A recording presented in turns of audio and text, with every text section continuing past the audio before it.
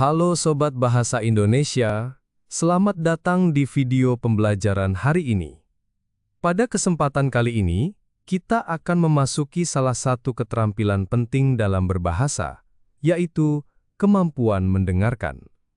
Keterampilan ini sangat penting, karena melalui mendengarkan yang baik, kita bisa memahami informasi, menangkap pesan, hingga menafsirkan makna dari apa yang disampaikan oleh penutur. Ingat, tes ini bukan hanya soal mendengar, tapi juga memahami isi, menyimpulkan, dan menganalisis apa yang kalian dengar. Dengarkan baik-baik, jangan terburu-buru menjawab, dan pastikan jawaban kalian sesuai dengan apa yang telah disampaikan dalam audio. Siap? Yuk, kita mulai! Selamat mendengarkan dan semoga sukses! Penggunaan kantong plastik harus dibatasi demi menjaga lingkungan. Pendahuluan. Plastik telah menjadi bagian tak terpisahkan dari kehidupan manusia modern. Dari kemasan makanan hingga alat-alat rumah tangga, plastik digunakan secara luas karena sifatnya yang ringan, murah, dan tahan lama. Salah satu bentuk plastik yang paling banyak digunakan adalah kantong plastik. Hampir setiap aktivitas belanja, baik di pasar tradisional maupun pusat perbelanjaan modern, tidak terlepas dari penggunaan kantong plastik sebagai wadah praktis untuk membawa barang. Namun, di balik kenyamanan yang ditawarkan, tersembunyi ancaman serius bagi lingkungan hidup kita. Kantong plastik yang umumnya hanya digunakan sekali pakai, ini sulit terurai secara alami. Menurut berbagai penelitian, satu kantong plastik membutuhkan waktu ratusan tahun untuk dapat terdegradasi.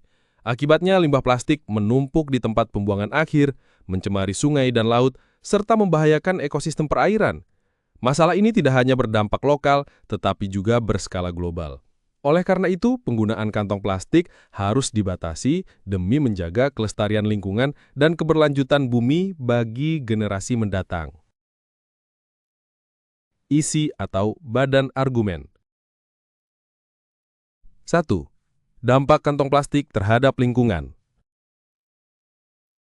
Kantong plastik terbuat dari bahan polimer sintetik yang berasal dari minyak bumi. Proses pembuatannya memerlukan energi besar dan menghasilkan emisi karbon yang berkontribusi terhadap perubahan iklim. Setelah digunakan, sebagian besar kantong plastik tidak didaur ulang, melainkan dibuang sembarangan.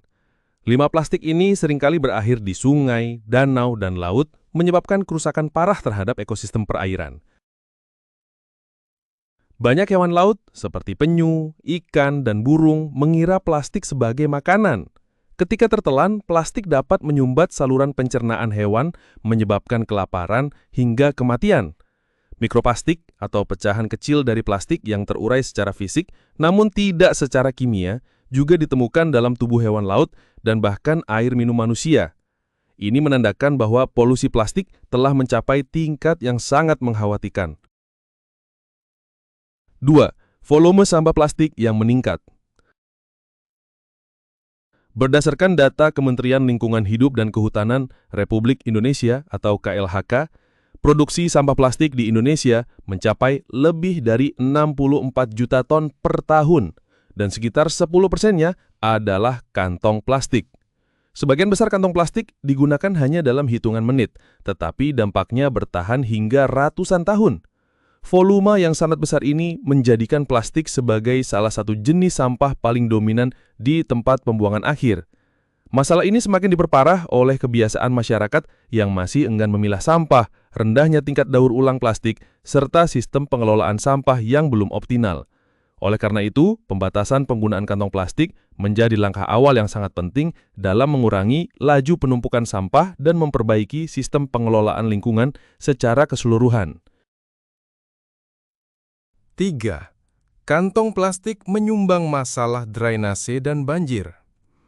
Selain mencemari lingkungan dan membunuh satwa liar, kantong plastik juga berkontribusi besar terhadap bencana perkotaan, seperti banjir.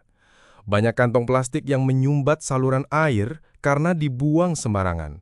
Akibatnya, sistem drainase tidak berfungsi dengan baik ketika hujan deras turun, sehingga menyebabkan genangan hingga banjir di berbagai wilayah.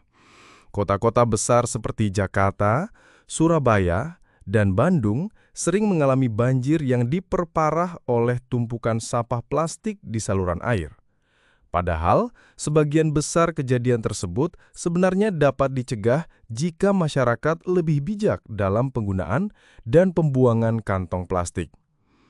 Pembatasan kantong plastik sebagai solusi efektif. Membatasi penggunaan kantong plastik telah terbukti menjadi solusi yang efektif di berbagai negara. Di Rwanda, misalnya, pelarangan penggunaan kantong plastik sejak tahun 2008 telah membawa perubahan besar terhadap kebersihan lingkungan. Negara tersebut kini dikenal sebagai salah satu negara terbersih di Afrika. Hal serupa juga diterapkan di Kenya, Bangladesh, dan beberapa negara Eropa yang berhasil mengurangi limbah plastik secara signifikan. Indonesia juga mulai menerapkan kebijakan serupa seperti pelarangan kantong plastik di pusat perbelanjaan di beberapa kota besar. Namun, penerapannya masih belum merata dan seringkali tidak konsisten. Diperlukan regulasi yang lebih tegas dan edukasi yang masif kepada masyarakat tentang pentingnya mengurangi ketergantungan terhadap kantong plastik. 5. Alternatif ramah lingkungan yang tersedia. Kekhawatiran sebagian masyarakat mengenai pembatasan kantong plastik seringkali berkaitan dengan ketidakpraktisan atau mahalnya alternatif. Padahal, saat ini sudah banyak pilihan yang ramah lingkungan dan terjangkau. Tas belanja kain atau eco-bag, kantong berbahan serat alami, hingga kantong plastik biodegradable kini tersedia luas di pasaran. Penggunaan kantong kain yang dapat dipakai berulang kali, selain lebih ramah lingkungan, juga lebih kuat dan tahan lama. Pemerintah dan pelaku usaha dapat bekerja sama untuk menyediakan atau mensubsidi alternatif-alternatif ini agar lebih mudah diakses oleh masyarakat. 6. Tanggung jawab kolektif dalam menjaga lingkungan. Menjaga lingkungan bukan hanya tanggung jawab pemerintah, tetapi merupakan tanggung jawab kolektif seluruh elemen masyarakat. Setiap individu memiliki peran dalam menentukan masa depan lingkungan melalui kebiasaan sehari-hari. Salah satu langkah sederhana namun berdampak besar adalah dengan menolak penggunaan kantong plastik sekali pakai. Lembaga pendidikan, organisasi masyarakat, dan media juga perlu turut serta dalam kampanye pengurangan kantong plastik. Dengan sinergi antara regulasi pemerintah dan kesadaran masyarakat, perubahan besar dapat terwujud demi keberlangsungan lingkungan hidup. 7. Pendidikan dan kesadaran lingkungan sebagai pilar utama. Kunci dari keberhasilan pembatasan kantong plastik terletak pada pendidikan dan kesadaran. Jika sejak usia dini masyarakat dikenalkan pada pentingnya menjaga lingkungan, maka mereka akan tumbuh dengan nilai-nilai ekologis yang kuat. Pendidikan lingkungan perlu dimasukkan dalam kurikulum sekolah, kegiatan ekstrakurikuler, dan program-program komunitas. Selain itu, media massa dan media sosial memiliki peran besar dalam membentuk opini publik. Kampanye positif tentang gaya hidup minim plastik, dokumenter tentang dampak pencemaran plastik, dan kisah sukses pengolahan sampah dapat menginspirasi masyarakat luas untuk melakukan perubahan. Kesimpulan, penggunaan kantung plastik yang tak terkendali telah menjadi ancaman serius bagi lingkungan hidup. Dari pencemaran laut, penyumbatan saluran air, hingga ancaman terhadap kesehatan manusia, semua menjadi dampak nyata dari kebiasaan yang tampak sepele namun berakibat besar. Oleh karena itu, pembatasan penggunaan kantung plastik bukan lagi sekadar pilihan, melainkan sebuah keharusan moral dan ekologis. Menerapkan pembatasan ini bukan berarti menghilangkan kenyamanan masyarakat, melainkan mengarah pada perubahan pola hidup yang lebih bertanggung jawab dan berkelanjutan. Alternatif ramah lingkungan telah tersedia, dan dengan edukasi serta dukungan kebijakan yang kuat, masyarakat bisa diarahkan menuju perilaku konsumsi yang lebih bijak. Sudah saatnya kita berhenti menjadi bagian dari masalah dan mulai menjadi bagian dari solusi. Lingkungan yang bersih dan sehat bukan hanya untuk kita saat ini, melainkan untuk generasi yang akan datang. Mari kita mulai dari langkah sederhana. Katakan tidak pada kantung plastik sekali pakai dan pilih opsi yang lebih baik demi masa depan bumi yang lestari. Terima kasih telah mengikuti tes mendengarkan dalam pembelajaran bahasa Indonesia hari ini. Semoga kalian dapat memahami dengan baik setiap informasi yang telah disampaikan melalui cuplikan audio tadi. Sampai jumpa di video berikutnya. Tetap semangat belajar dan terus latih kemampuan berbahasa kalian. Salam literasi.